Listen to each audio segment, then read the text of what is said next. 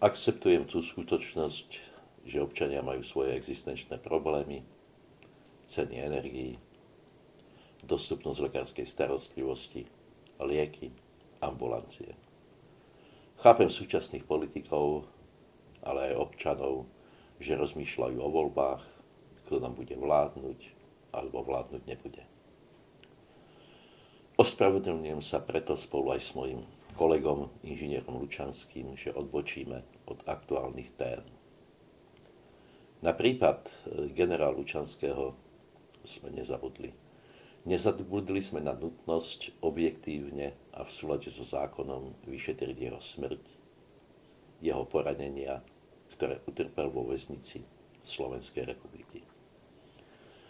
Nezabudli sme ani na to, že občania majú právo vedieť objektívnu pravdu. Nezabudli sme a nevzdávame sa. Podali sme sťažnosť na Ústavný súd Slovenskej republiky a sme presvedčení, že Ústavný súd objektívne rozhodne. Ďakujeme vám všetkým, že nám veríte.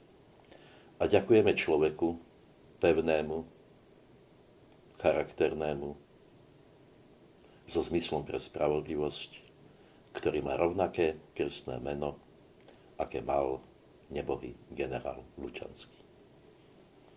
Využijeme všetky zákonné prostriedky, a to do samého konca, aby sa skutočne objektívne preukázalo, čo bolo príčinou toho, že môj otec a prezident Policajného zboru Slovenskej republiky utrpel ťažké poranenie vo väznici a čo alebo kto bol príčinou jeho smrti.